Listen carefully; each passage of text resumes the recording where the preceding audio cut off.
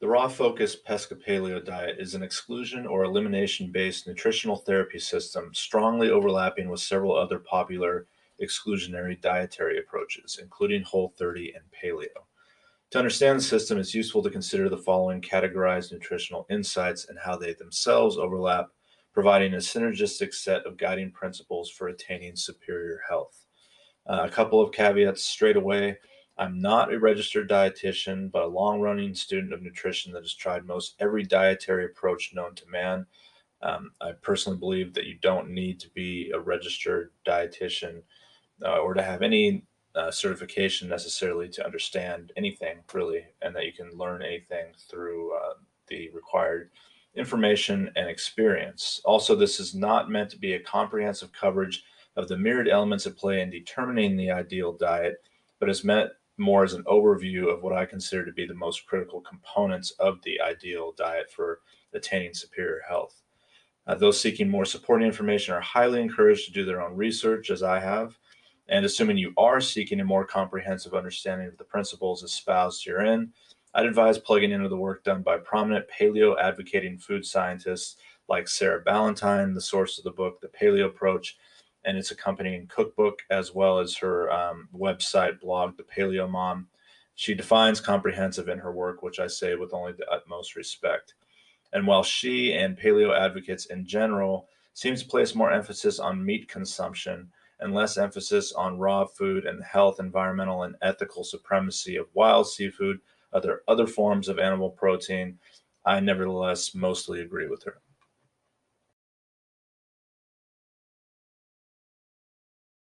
First of all, what is health? When I write about nutrition and health, I'm always compelled to start with the philosophical logic behind the preeminent import of health for the simple reason that health tends to be taken for granted, misunderstood, and treated with a type of grudging disregard by which it is woefully underappraised. Health is nothing less than the state of one's existence. It is the primary contributor to quality of life. Without good health, good life becomes extremely difficult, if not impossible, for the simple reason that every moment of life is experienced through health. Health is the primary determinant of how good one feels and how capable they are relative to their innate abilities, and thus is the primary determinant in how much value they are able to create in their own lives and the lives of everyone that they'll impact. I also believe that life constitutes its own point. The inherent value of life is the point of life, and thus the attempt to maximize the quality of that life is the only possible morally concrete impetus behind everything humanity does. This is, of course, not the current driving force of humanity, but such a discussion is beyond the scope of this paper. For now, let me just say that quality of life is preeminent. This line of thought leads me into the basic chain of logic. Health is a quality of existence or life. Life constitutes its own point. Nothing determines the quality of one's health more than what one consumes through the course of one's life, as most preventable dis-ease is consumption based. Thus, the most important factor in life is what one consumes during life. Health, in other words, is the foundation upon which every life is built. With a shoddy, shakably unstable foundation, everything built upon it will itself be shaky, weaker than it should be, and ever at risk of collapse.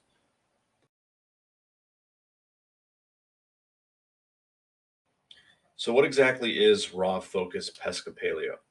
Acting on an amalgamation of myriad contributing considerations, the core elements of which are the focus of this paper and presentation, raw focus pesca paleo harnesses the insights of the strongly paralleling paleo and Whole30 diets and deigns to improve upon them through a focus on raw organic fruits and vegetables and wild, low mercury seafood, all of which should be sourced as locally as possible from conscientious producers.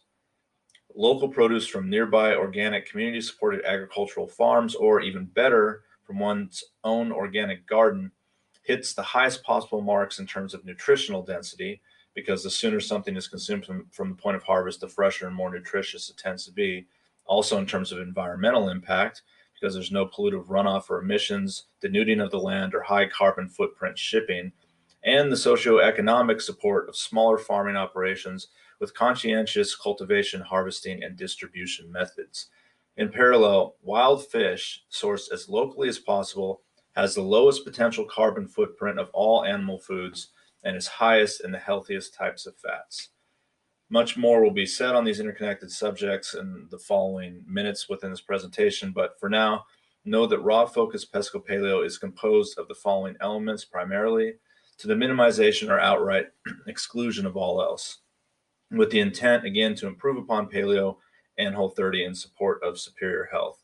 So first and foremost, raw, organic, locally sourced fruits and vegetables. Now, if you struggle with consuming raw vegetables, second best is cooked vegetables.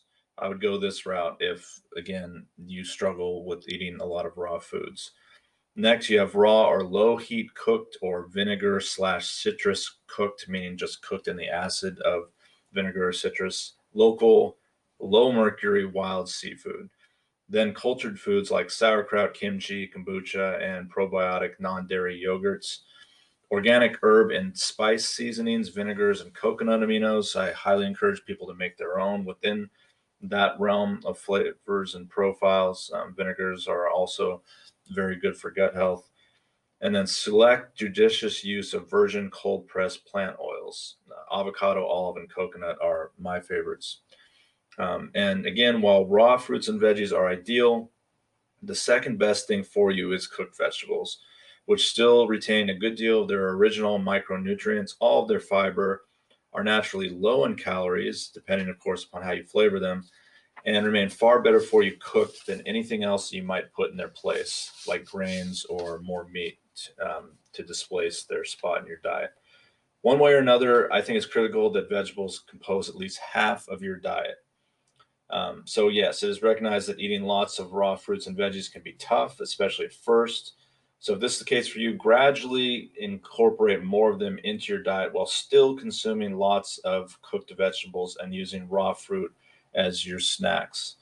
Even if you struggle to consume them in their raw form, a diet focused on cooked vegetables is a silver medal recipient per se, remaining superior to all other dietary foci. One strategy is to mix up raw and cooked vegetables as a way of gradually incorporating more raw, in addition to using probiotic veggies and fish. So just mix an assortment of them into your diet, into large bowls is what I usually do, um, until you find the strength and palatability of raw vegetables feasible. And if you are compelled to cook your vegetables, I personally would recommend focusing on dense, fibrous root vegetables as they're filling and stand up very well to heat. You can roast, boil, steam, and rice them.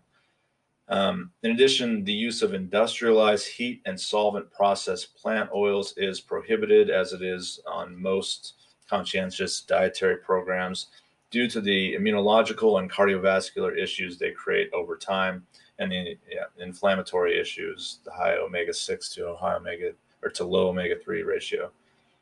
It's also prohibited to cook with oils that become unstable and move towards becoming trans fats when heated, like olive oil with its low smoke point, low heat threshold for retaining stability.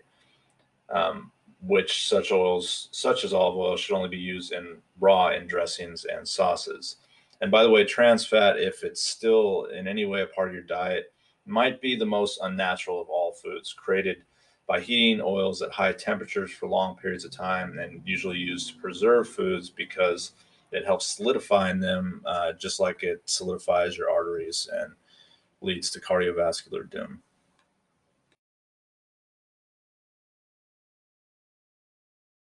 So one of the first arguments you're likely to hear or pose yourself against such a structured, highly selectively form of conspicuous consumption is that it's too limiting and precludes the enjoyment of food. I, of course, don't agree with this and believe that there's a strong degree of dependent, addictive behavior behind the use of food for instantly gratifying comfort. I think it's actually the most common self-destructive behavior that exists in Western society.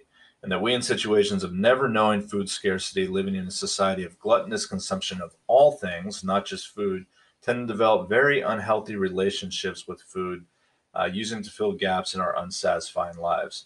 Food becomes a crutch that we lean on to support a lack of fulfillment in our lives. And the less fulfilling our lives are, the more true this becomes, which of course creates a self perpetuating cycle that causes immense damage over time and severely limits our ability to become our fullest, most capable forms of self. I know this from extensive personal experience with my own addictive, unhealthy relationship with food and other crutches.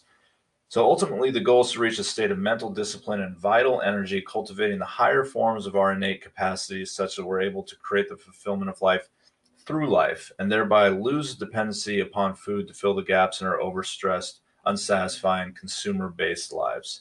It's unlikely that this state will be reached before developing such a dietary approach. Instead, I'd encourage anyone reading this or listening to this to consider the fact that the use of such a diet is one of the best possible paths pursuant to the higher formations of self, capacity, and fulfillment. That these are concurrent and arguably mutually dependent operations. That is, you'll reach your most satisfied self through the precise same course that you master everything contributing to your healthiest self, starting with food. At the same time, it's not true that raw focused pesca paleo is unsatisfying. It's more about rewiring what you find satisfying and partaking of an expansion of your tastes, gradually learning the immensity of the fruit and vegetable kingdom and its creative incorporation into your consumption habits. For the truth is that with sufficient dedication and time, you'll eventually find that you don't need all the sugar and unhealthy meats and fats and additives to feel satisfied by food. In fact, feeling such a need is itself proof of an unhealthy relationship with food and the harboring of a type of neurological corruption. It's evidence of an addiction to the use of food as a means of overstimulating the sensory reward system. Our biochemical reward system evolved in our brains in relation to our senses for the purposes of promoting our survival in what was historically, up until the last minuscule portion of our evolution, a perpetually food scarce environment that this presentation presumes that you aren't facing at this moment. We evolved, in other words, to desire the richest foods, fats, and sugars because they supplied the immediate and long term energy which enabled our survival. But in the modern environment of constant food abundance, in which a majority of the Western population suffers from one or more forms of consumption based disease, with 70% of healthcare profits, by the way, based upon poor consumption habits, this neurochemically evolved reward system is now the enemy. It's an anachronism. It doesn't belong in the modern condition. It stands in the way of our superior health that we have to overcome in order to eat for strength rather than consume for weakness. This evolved, outdated system has since been hijacked, of course, by the food industry and used against our best long term interests, essentially turning most of us into addicts. In fact, transitioning over to a lower carb approach, such as raw focus pesco paleo, in doing so, you're likely to experience some physical and psychological withdrawal systems, especially if switching from SAD, which I find an apt acronym for the standard American diet. You have to power through it. Your body and psyche will adapt. There are many specific strategies for incorporating raw focus pesco paleo into your lifestyle, a vast array of food preparation techniques that generally adhere to its guidelines. But very quickly, I'll suggest some of my favorites, starting with what I call super bowls. Every fruit and vegetable contains a different array of constituting micronutrients, each imparting their own specific benefits to those that consume them, especially if you're consuming them on a regular basis. Thus, the wider the variety of raw fruits and vegetables that you regularly eat, the more likely that your consumption will contribute to your quest for superior health. You can think of this array not just in terms of the types of produce themselves, but also in terms of colors. The color of the fruits and vegetables is an indication of the nutritional array that that food provides. So, with Super Bowls, what you essentially do is include different combinations of fruits and vegetables across a rainbow of colors in a large bowl. I usually use a large salad bowl or something you sometimes use to mix things in preparation for baking. You combine these along with chosen low heat cooked or vinegar slash citrus cooked seafood and very smartly selected or crafted, judiciously applied dressings or sauces. You toss it and you enjoy it. You'll find that this general strategy leaves an endless world of possibilities open to you, every type of taste, and that you're purifying your taste system. And you're highly encouraged to explore this world as, again, the more exploration you perform, the more nutrients your body and brain will be empowered by through that exploration. Also, The greater the exploration and diversity, the greater the overall enjoyment, and the more you're likely to stick with it, with the strategy in general, and partake of all its benefits.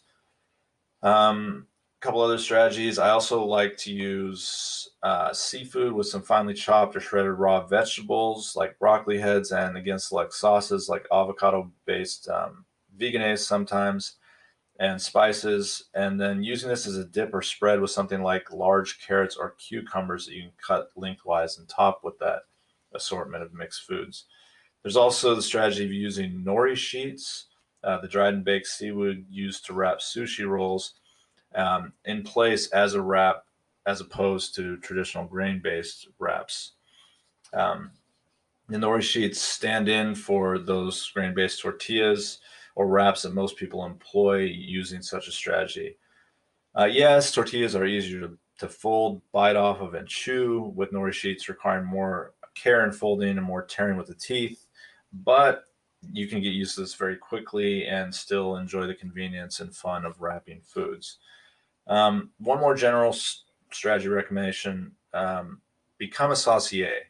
As I mentioned later in this section, or sorry, later in this paper, under don't underestimate the importance of sauces and dressings add to food, increases taste and enjoyment, and are equally, therefore, as important as the foods that they're flavoring, because you're not going to stick with it and enjoy your diet without that added taste. So you can't treat them as an afterthought. You do so to your own peril, including the possibility of not enjoying your foods and of unwittingly failing to adhere to the guidelines of systems like this one, or like overlapping Whole30 and Paleo, because most people will, trying to become healthy, they'll create healthy dishes, but then mix in sauces and dressings that push those meals outside those guidelines. So you have to focus on the sauces and dressings just as much as the base foods themselves. So, in order to overcome that challenge and to better appreciate your meals, I highly recommend that you practice making your own sauces and dressings, starting with base ingredients that you can obviously pronounce and understand and have some quality within themselves. Yes, you can seek out the select producers that make sauces and dressings that work, and those will always be there in a pinch. But if you can learn how to make tasty sauces and dressings with healthy fats and flavorings, you can mix them into or spread them over meals made of raw veggies and seafood and feel as satisfied by them as you do by more common flavoring techniques, like applying unhealthy sauces and dressings that steal away much of the benefits and leave your food unhealthy, and thereby block your ability to receive all the benefits of such dietary approaches. Thus, I recommend being adventurously creative with sauces as much as anything, and practicing and looking up recipes in that spot where raw foods become awesome because of the right incorporation of the right types of flavor additives. So now that I've set a basic framework in place, let's look at some of the core principles and insights supporting raw focused Pesco Paleo's ability to deliver your superior health, self, and life.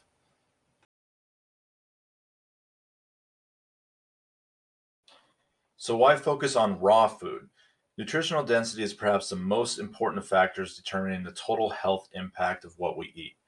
Cooking denatures food, reducing the stability, if not outright destroying many of the most beneficial nutrients imparted into the human system through the food that we eat, including all of the enzymes, the critical catalysts necessary for the human body to fully break down and naturally utilize the nutrients found in the food. Yes, historical evidence connects cooking with condensing and thereby getting more calories from our food, and thereby with allowing for the energy reserves permitting, quote, civilization. But with food abundance, this is, like our aforementioned evolved bioreward systems, an anachronism to be overcome. And yes, there is some evidence that select nutrients become more bioavailable through cooking, but by and large, this is not only not the case, but the nutrients remaining are difficult for your body to completely break down and nutritionally unlock and take advantage of. Dr. Joe Furman, a highly respected nutritional scientist, asserts simply that health equals nutrients over calories. And he's referring more to micronutrients, I believe.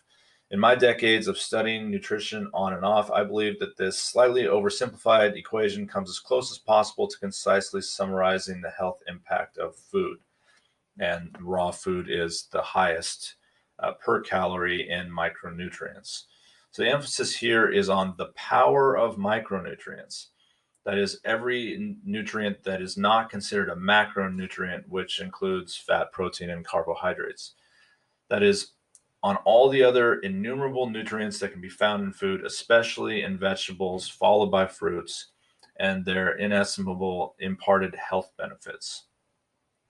Again, the equation might be rewritten as health equals micronutrients over macronutrients. For while fat, protein, and carbohydrates provide the most basic elements for sustaining life, for providing energy in the building blocks of the body, their overconsumption is rampant in, quote, advanced nations, suffering from an excess of food supply and a concurrent deficiency of nutritional knowledge.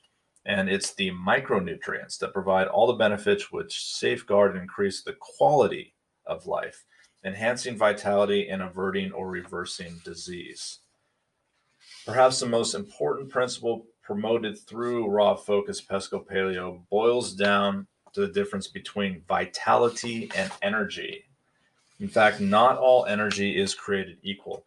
Most people tend to think of energy in relation to food on what is essentially a blood sugar level. That is, much like when one consumes something sugary and their energy skyrockets due to immediate glycemic effect to their body being bombarded with glucose and its fast and fleeting energy supply. This is the realm of the carbohydrate, of the conversion of food into blood sugar.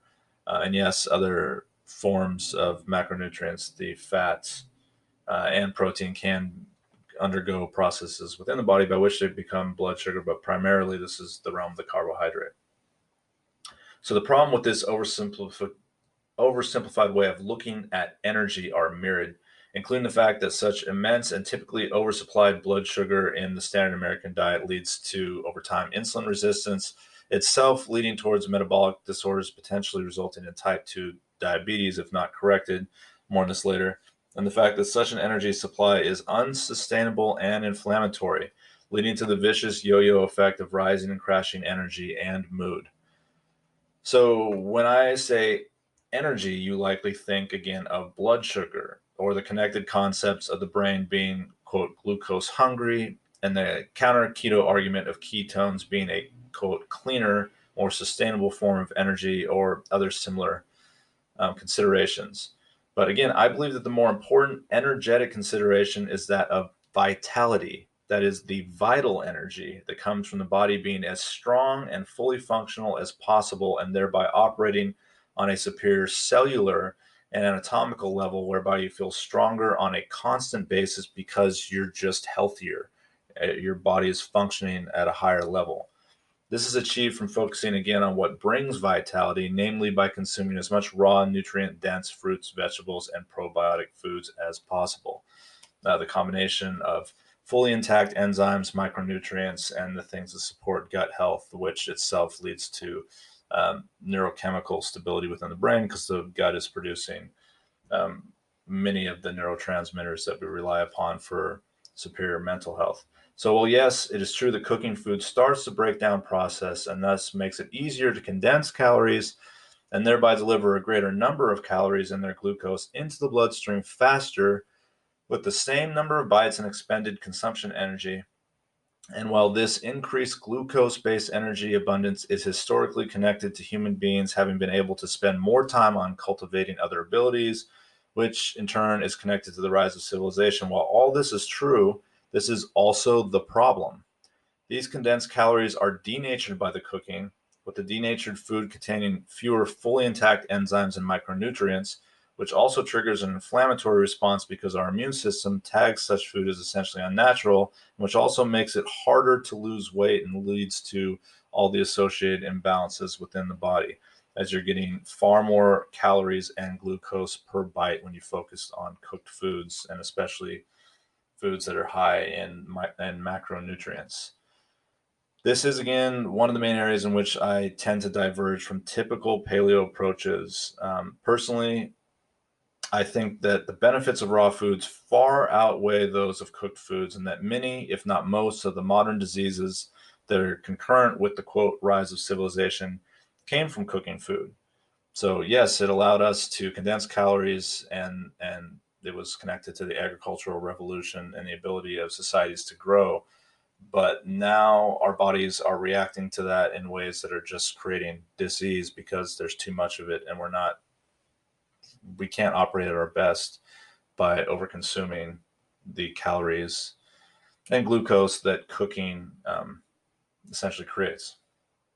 And all those diseases that incur with the rise of civilization that came from the cooking of food includes the prevalence of obesity and metabolic disorders like type 2 diabetes and most forms of cancer.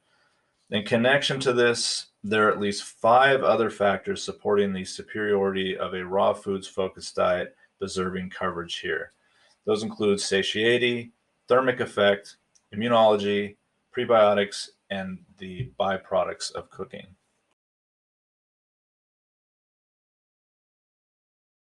So, satiety is about how full we feel and how long we feel full relative to the calories that we consume. This is an especially critical factor for those suffering from being overweight and or having high blood sugar and all the connected risks for the onset of disease, and being overweight and moving towards obesity and having a high fasting blood sugar, just too much blood within your system because your pancreas is excreting too much insulin and the insulin is not operating efficiently within the body because the body has become insulin resistant. These tend to be connected issues.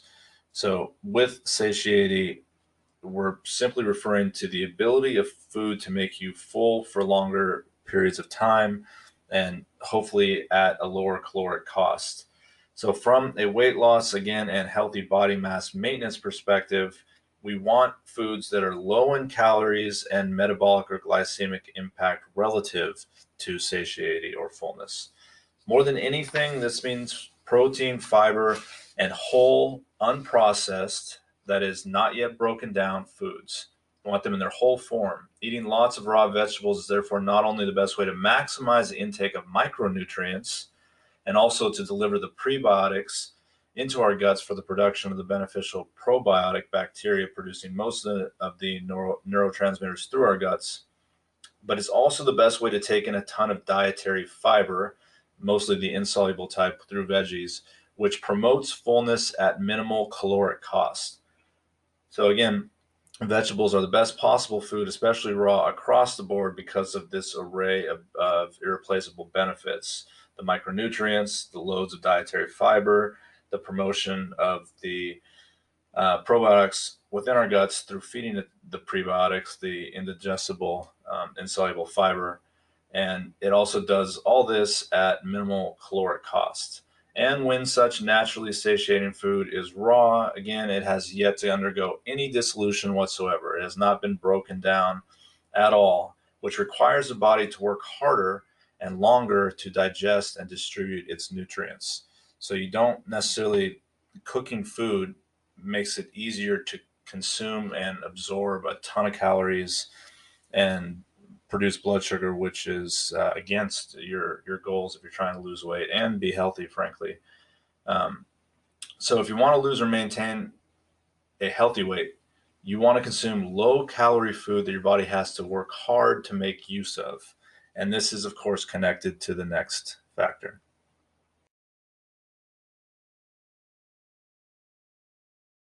So the next factor, the thermic effect, is strongly overlapping with satiety. They're essentially inseparable. What this refers to is the relative amount of energy contained in the food that the body must use in order to completely digest, distribute, and absorb it. In order to fully utilize it, the amount of energy that must be expended to do so. It can also be thought of as the net proportion of calories delivered by the consumption of the particular food. Um, so when the body expends calories in order to break down, distribute, and otherwise make use of the food that we consume, there is a net effect of calories. That is, all food requires the burning of calories in order to process and utilize the calories contained in the food. Some of those foods far more than others, yielding a net quantity of calories absorbed by the body. So with fat and carbohydrates, the thermic effect is somewhere on the order of 3 to 10%, yielding a net of at least 90% of the calories that the body absorbs and um, will stores fat, of course, if you don't expend it. With protein and fiber, that number falls somewhere between 20 and 40%, a massive increase, meaning that you're actually getting no more than 80% of the connected calories within those foods, depending upon, obviously, the macronutrient constituency of those foods. And you're getting as low as 60%. So if you look at just the macronutrients without the food and its breakdown, because every food tends to contain some assortment of the macronutrients. If you look just at the macronutrients with fat and calories, the thermic effect is only between 3 and 10%, meaning you're getting at least 90% of the calories. But with protein and fiber, it's 20 to 40%. That's the cost of using protein and fiber, meaning that your body is only absorbing, instead of 90%, somewhere between 80 and 60% of the calories from those macronutrients. Thus, I'm sure you can see why raw vegetables and lean proteins are core to ideal weight loss and weight management systems. But there are, again, many other inner workings of the body that are just as vital.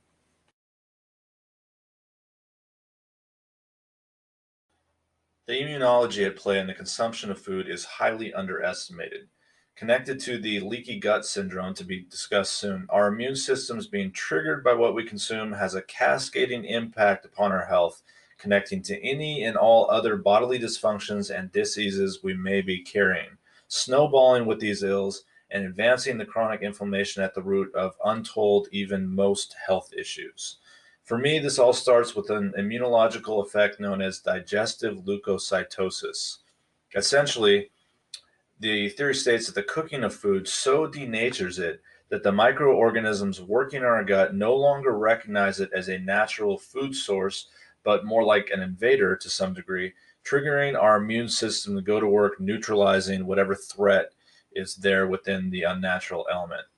This immunological response, in turn, increases the stress placed upon the body from the consumption of food and releases connected inflammatory compounds. So, in order to avoid the worst of this effect and the triggering of worsening chronic inflammation and its symptoms, in order to, again, avoid that, the theory goes at least half of what we eat should be raw, and that will help to minimize the impact of digestive leukocytosis and its own cascading effects within the body.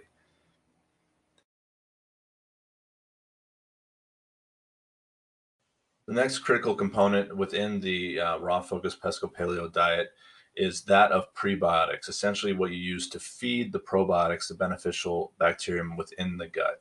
Raw fruits and vegetables contain these natural prebiotics, especially the indigestible and soluble fiber that our stomachs don't fully break down, that the colonies of bacteria within our guts feed upon and use to multiply and become a healthier, more prolific band of bacteria. Most people know the term probiotic, referring to the healthy bacteria filling our digestive systems that helps us break down and properly utilize food and its contained nutrients.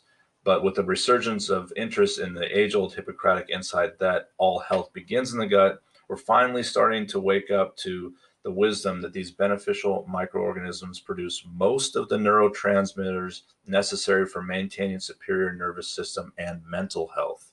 Depression, it turns out, is as much a dietary problem as anything else. And prebiotics are essentially the food for these beneficial probiotics, permitting them to multiply relative to the health inhibiting microorganisms also present in our gut, with which they are perpetually at war for the territory of our digestive system, so to speak. So you're basically building an army that fights in your interests when you feed your system the things that the probiotics use to multiply and become stronger. Because we are, as they say, our own microbiomes. We're more bacteria than anything else. I've heard that referenced many times. Our own colonies of bacteria. So the state of that bacterial population is critical to human health. And the more that we feed and support the health imparting bacteria, the healthier that will be. Go figure.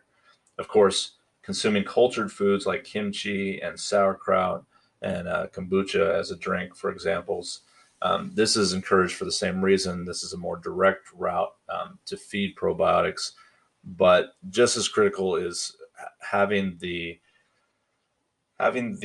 environment within the gut that allows them to grow and proliferate and be as strong as possible, and that's the prebiotic state. Anything that you can feed it that it feeds upon.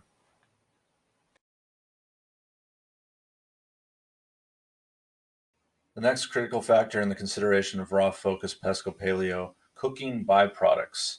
It's simply a fact that cooking creates byproducts that are toxic to the human body, especially at high temperature and low moisture levels, as when frying, grilling, and roasting. Um, Researchers have drawn connections between these byproducts and the acceleration of aging, the creation and exacerbation of chronic inflammation, and the increased risks of all consumption based diseases, which are most diseases, as most diseases are based upon poor dietary and general lifestyle habits, including the incidences of cancer, almost every form of cancer. Some of the most common and concerning of these cooking byproducts include heterocyclic amines, or HCAs, advanced glycogen end products, or AGEs, acrylamide, and polycyclic aromatic hydrocarbons, or PAHs. Obviously, the discussion involving such chemical constituents, such byproducts, their causation, and how and why they influence the aforementioned health risks is complex. What is simple, however, is simply to say that they tend to start forming at about the temperature at which water boils, around 212 degrees Fahrenheit or 100 degrees Celsius, and that their concentration tends to increase in proportion to the temperature level at which the food is cooked and the absence of moisture. So the best way to avoid them altogether, yep, eat as much of your food as raw as possible. And if you must cook any great portion of your food, use low and slow techniques and those involving water. Now that we have an overview of the invaluable health benefits of focusing on raw foods, let's look at some other factors contributing to the superior health impact of the raw focused pesca paleo diet.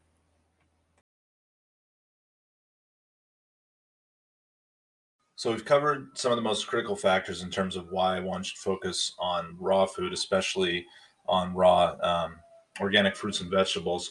But when it comes to our protein sources, if we're going the animal route, why focus on wild seafood for those protein elements? As will be argued in the coming sections and in league with the proponents of paleo and Whole30, the two primary problems with the vegan diet are that, in complete exclusion of animal foods, it tends to be too high in metabolism taxing carbohydrates and to depend upon plant based protein sources which the human body didn't evolve to healthfully process. A majority of the vegan's protein comes from what are essentially seeds, including not only foods labeled as seeds like pumpkin and flower seeds as examples, but nuts, beans, and grains, all of which are again essentially seeds, and that they are the propagating mechanism of the plant. They are the sprouting source from which the next generation is, quote, born, per se. And just like with animals, plants protect their young and unborn with defensive mechanisms that cause immunological distress in those that consume them, especially those that didn't evolve to consume them. There's a reason that these foods and others excluded in this diet and excluded by Paleo and Whole30, of course, are the most commonly linked to immunological responses. Even if not producing full blown allergies or celiac disease from the gluten in wheat and its cousin grasses, they will nevertheless lead to more subtle, insidious issues in most people. On all other grounds, I praise vegans, as the approach is based upon compassion for living beings and is thus extremely ethical. It also requires immense discipline to maintain, and I consider the discipline to be one of the most important factors in life, believing it to be the difference between knowing and doing what's right. So then why not go with a vegetarian diet if you can't do the vegan diet? I mean, is a vegetarian diet not a viable compromise between the vegan and the carnivore? The reason is because eggs and dairy are equally and perhaps even more problematic for human health, commonly creating digestive and immunological issues and rising cardiovascular disease risk. So why focus on wild seafood? Because most commonly consumed land animals come with a whole host of health risks, including the aforementioned immunological risks when they're conventionally grain fed, because, as I said, you're not just what you eat, but what you eat eats. And they also come with drastically elevated risks of developing cancer and cardiovascular disease due to their typical high saturated fat profiles. Such risks can be reduced through true pasture raised or hunted leaner meats, both of which are also much more conscientious sources of non tortured animal foods and tend to be more environmentally mindful. That said, the best source of animal protein is wild seafood. Okay, not wild caught, which isn't truly wild. That's wild caught is just another one of those food industry based propagandist terms to mislead the customer into thinking it's actually wild. Not wild caught, wild, especially of the low mercury level type, because larger fish within the sea eat the smaller fish, and that's how the mercury is concentrated in the tissues of the animal. So you want wild seafood of the low mercury level type. That, again, is ideally as locally sourced as possible. So catching it yourself is ideal, just as with cultivating your own organic produce. Not only does wild fish have far lower of a carbon cost and lead to much less environmental degradation compared to land animals, especially conventionally raised and butchered land animals, but it's also nowhere near as cruel to the wild living animal. But perhaps most importantly, from a dietary standpoint, seafood has the healthiest fat profile of all animal foods due to the dense omega 3 fatty acids which they build up in their tissues from the eating of aquatic plants, which is the actual source of omega 3s. It's the plants within the sea that have that concentration that's so good for the human body, especially the brains. The benefits of diets high in omega 3s are mirrored and go a long way in explaining the correlation between those living in longevity based blue zones and the consumption habits of those inhabitants. But note that raw focused pesco paleo doesn't necessarily entirely exclude land animal meats, um, as land animal meats have nutritional and satiating value and are arguably necessary from the standpoint of variety in order to stick with raw focused pesco paleo in the long term, which is why raw and paleo are the focus, not necessarily to exclusion of all else. But focusing as strongly as well as you can upon wild seafood sources for your protein is highly recommended for all the aforementioned reasons. And when you do choose to partake of land animal fare, try to be as considerate of the source as possible, as such meat is definitely not all created equal. Consuming naturally grazing, locally sourced fare is best. Also, there's a good argument to be made for consuming offal, the organ, and other nutritionally dense, non traditional parts of the animal, as well as especially benefiting connective tissue and bone broth.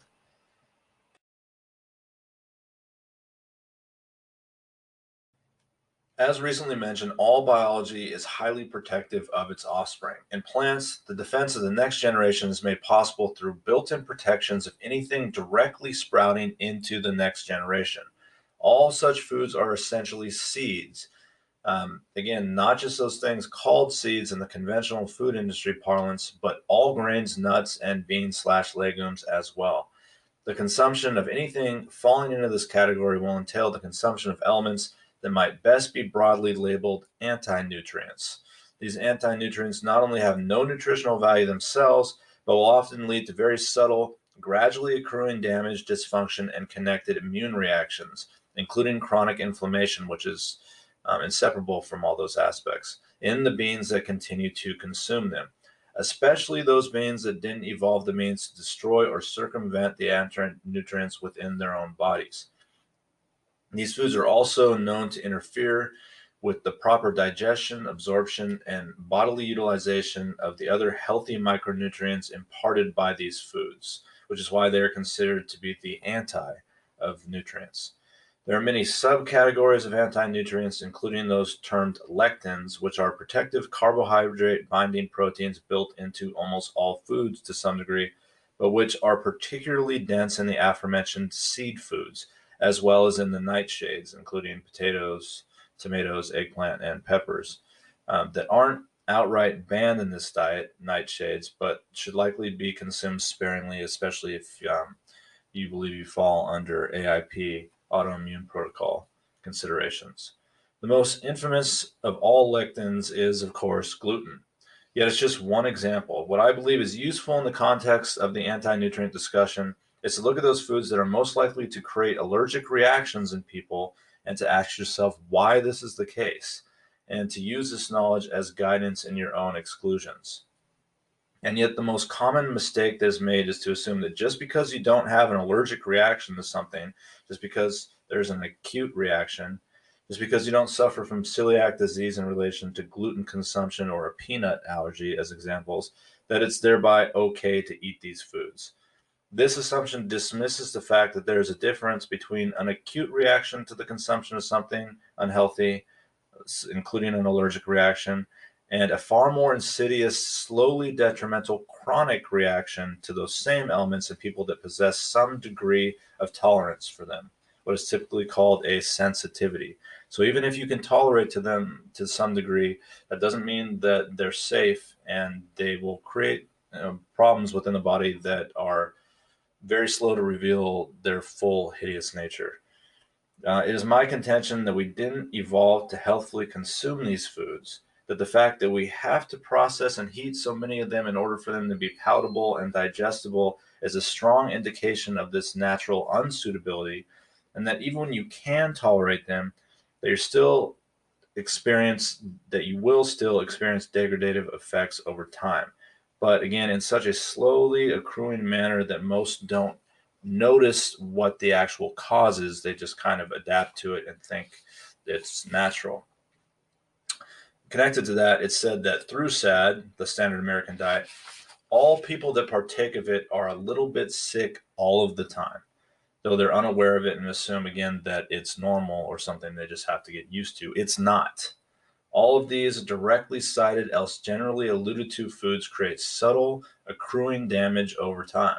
Much of this is due to the leaky gut phenomenon, in which the digestive tract is slowly damaged through their consumption in a manner creating unnatural, microscopic tears or gaps in the intestinal tract, allowing for too much permeability, a passage through, of the semi permeable nutrient absorption biostructure, which in turn allows food particulates to leak through, which in a healthy person aren't meant to leak through.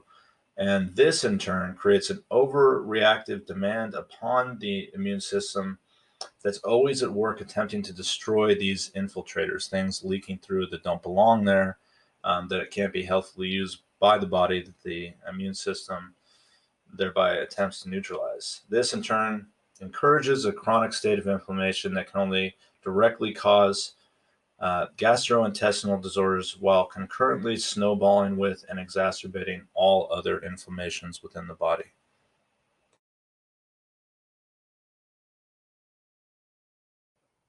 One of the core principles at work here is that raw focused Pesca Paleo is the best place by which the nutritional and evolutionary sciences converge. It's the ideal meeting point of these two sciences, which inform one another.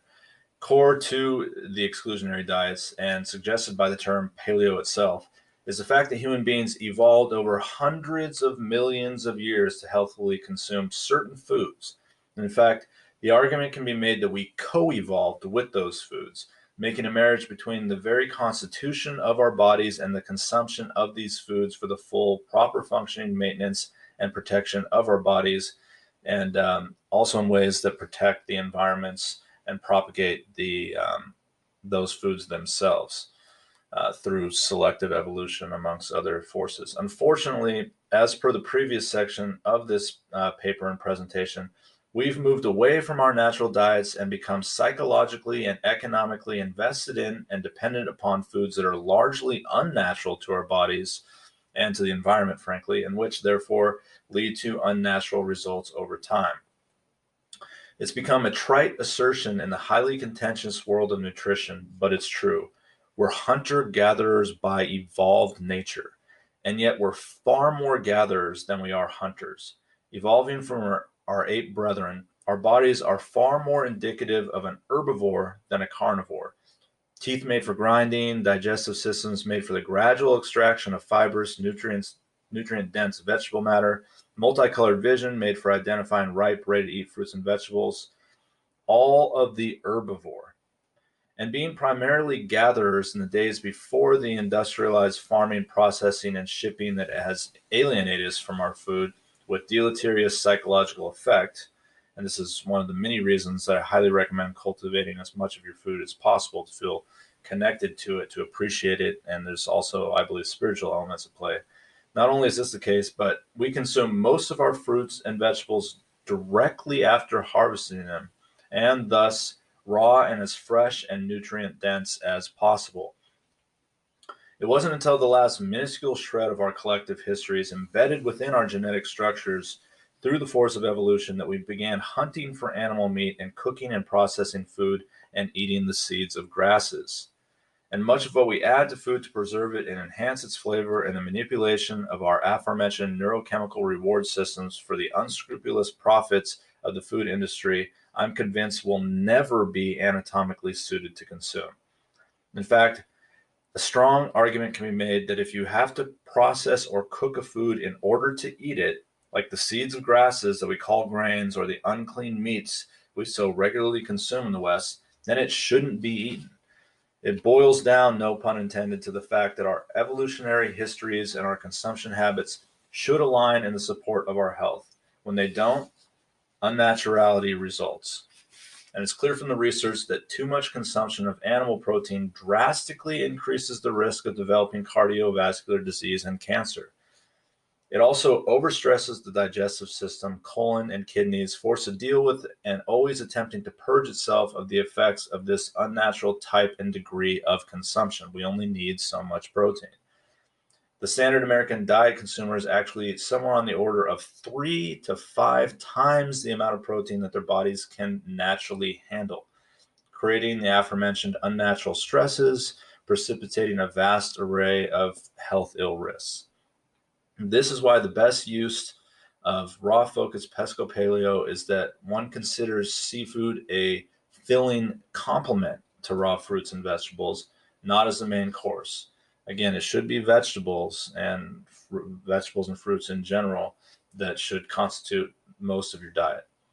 Speaking of seafood, looking at the early course of human history, when we did start to harvest meat, it was always far more likely to be seafood than land animals for two primary reasons. One, we lived and formed communities around and along waterways for rather obvious reasons.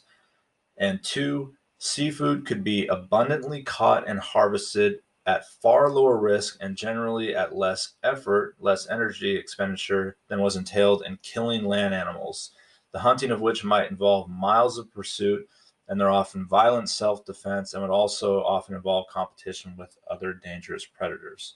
So raw focused pesco paleo, a big core of what makes it wise is that it's a natural convergence between the evolutionary and nutritional sciences.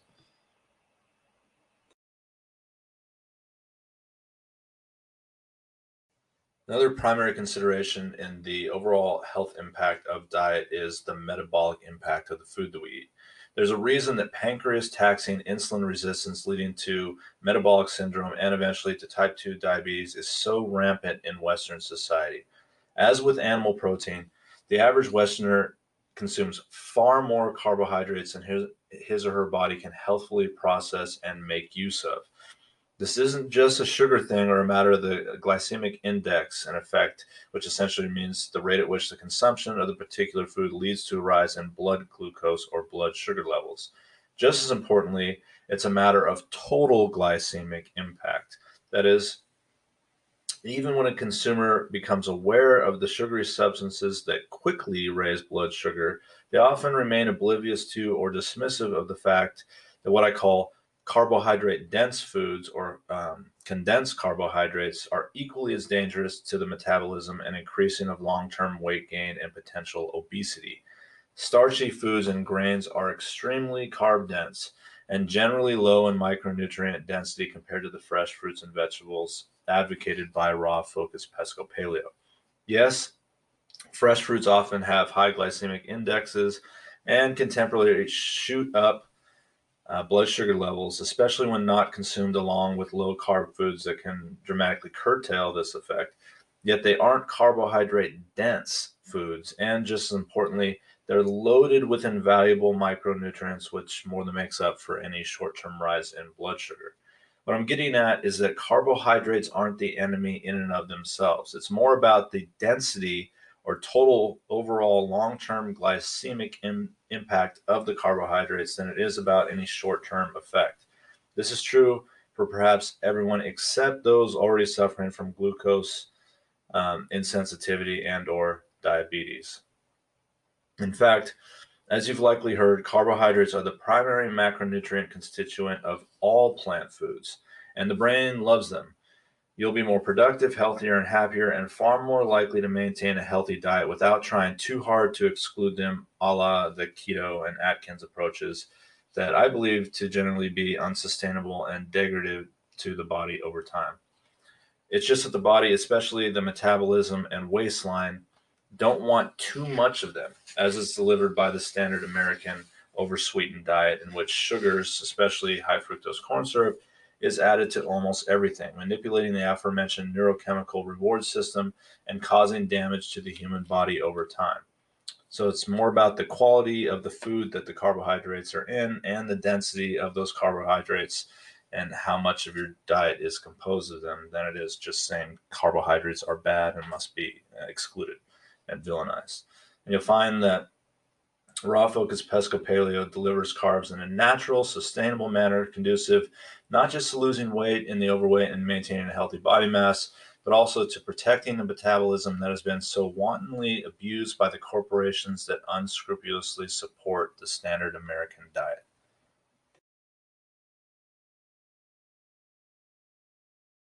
As I referenced in general strategies early in this presentation, I think it's critical not to underestimate the importance of grocery shopping and especially adding flavorings to foods. The easiest example of the phenomenon of underestimating the importance of what is applied to the core food in order to enhance its flavor and enjoyability may be the person who, driven by the desire to eat healthy and lose weight, proudly proclaims to his or herself or others that they're going to, quote, have a salad before slathering it with bacon bits, hard boiled eggs, croutons, and most commonly a very unhealthy dressing loaded with the most unnatural plant oils, preservatives, and high fructose corn syrup. What is done in these cases, of course, is to make the salad almost or exactly as unhealthy as the burger and fries that might have been eaten otherwise. Yes, you've likely increased the number of micronutrients that you consume through the fresh vegetables, especially if that salad was composed of dark green leafy vegetables like spinach or kale, rather than iceberg lettuce, which is mostly water.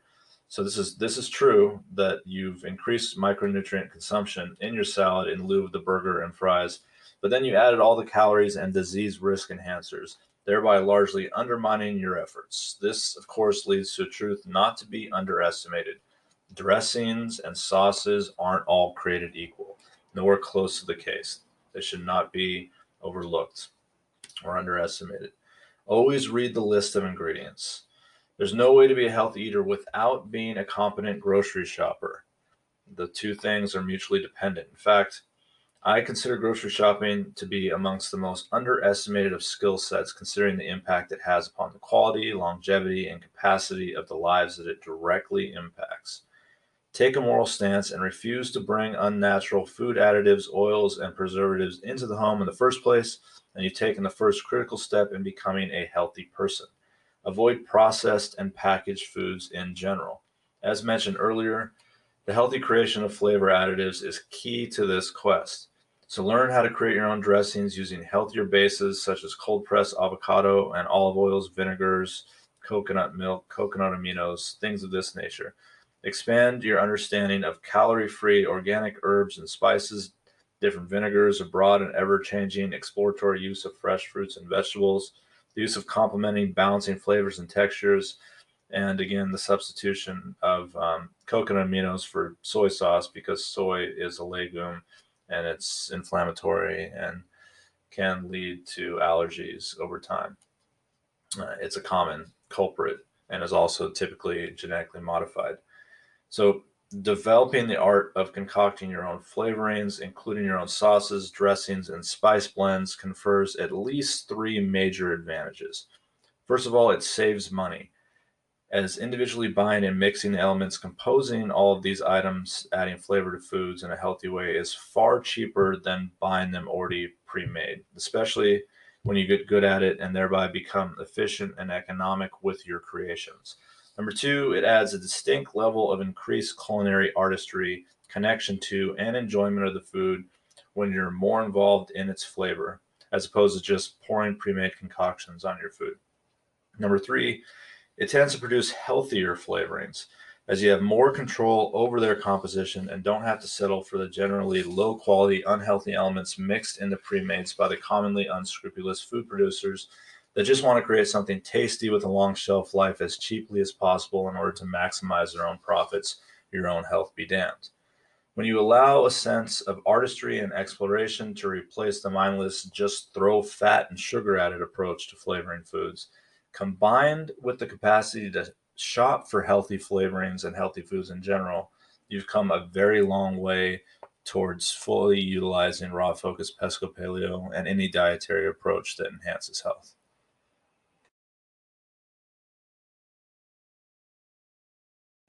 Finally, I'd like to emphasize the fact that these are meant to be lifetime guidelines. People will inevitably ask questions like, well, what's the time frame on this diet? How long can and should it be maintained? Comparisons are made to the Whole30 diet. Does that make this a 1 month reset like Whole30, in which you have to start over if you experience the slightest slip up, and wherein you gradually reintroduce foods that you eliminated in order to determine your tolerance for those foods? The short answer is that raw focused pesco paleo is an ideal diet built to foster the highest functionality of the human body and therefore is meant to serve as one's guidelines for life. I understand the purpose of Whole30 and believe that determining what your food sensitivities are and how certain foods make you feel is beneficial, but my ultimate interest in crafting this and in Whole30, Paleo, South Beach, etc., is to determine how best to achieve long-term sustainable superior health. Therefore, either after performing research such as Whole30, else going straight for raw focused pesco paleo, I believe the best dietary systems should be designed so that they can be applied to the continued ongoing quest for and maintenance of a maximization of our health pursuant to our highest possible levels of capability, value, production, and the pursuit of happiness. Therefore, raw focused pesco paleo is meant to be sustainably employed. Whether you consider going away from it for periods as a lapse or taking a break, or whether you think of it more like for home use only, when I'm going out, I'm not going to worry. Whatever other mindset you may come to maintain or entertain for certain periods of time, what's true is that the more that its guidelines are followed and the longer the time spent guided by those lines through the course of your life, the better rewarded you'll be. The simply amount of commitment and investment is what you get back in return. On some level, dietary systems like raw focused pesco paleo are implicit critiques, if not outright condemnations, of Western cultural norms that encourage thoughtless, gluttonous, instant gratification over consumption. Therefore, it's worth realizing straight away that making the commitment to lose weight, cure your health ills, feel better, and become your strongest self requires knowing that on some level, you're going to war with prevailing Western cultural norms. Moving away from our sad, overfed, instantly gratifying mindsets requires major adjustment in and of itself. And since food is core to our existences, that adjustment is front and center. It's an unavoidable battle being declared. Thus, you have to know immediately that it will be extremely challenging to follow through with something like raw focused pesco paleo. You have to expect it to be difficult. So during those periods when you fall away from it, which you will, don't berate yourself too severely or think, well, I messed up, I have to start over, or anything self-defeating like that. Such thoughts are indicative of the all or nothing mental mistake of believing that you either do it entirely, perfectly stringently, or you get absolutely nothing from it. This is nonsense. While you will see more benefits without ongoing intermittent disruptions for a whole host of reasons, including, for example, the digestive and immune systems rebuilding and strengthening themselves over time, far better without constant interruptions. Generally speaking, the rewards you'll receive by following this diet are commensurate with the diligence and time frame of the commitment. You want it to become second nature over time, to simply become the way you eat, not a diet. As a last note, I want to remind the reader that and the listener to this presentation that all those things most worth doing are worth doing because they grant the greatest rewards, are difficult to do, and require great commitments of time, energy, and discipline. In fact, reward tends to be commensurate with difficulty. So you want it to be difficult. You should seek difficulty because those are the things that are rewarding. Health is no exception to this rule. In fact, it might be argued that it epitomizes the rule because the reward is irreplaceable. It can't be paralleled by any other employment of the rule. So please don't forget the fact that reversing health ills, healing, losing weight, feeling better, pursuing best health and best self, these things require great time and discipline. The difference between knowing what to do and having the strength, fostering the strength over time to actually do it. So I would encourage you to be patient, to not take an all or nothing stance, to not give up, and to use raw focus pesco paleo not just as a system for chasing superior health and well-being, but to strengthen your own discipline, ever reminding yourself that instant results tend to be cheap and fleeting, which is not what you're after. You're after the highest quality, longest lasting benefits, and hopefully with your endeavors in life in general, not with just with diet. Tenacity and patience are essential in these quests. Thank you for your time, and here's the quest for the discovery of superior health and your very best self.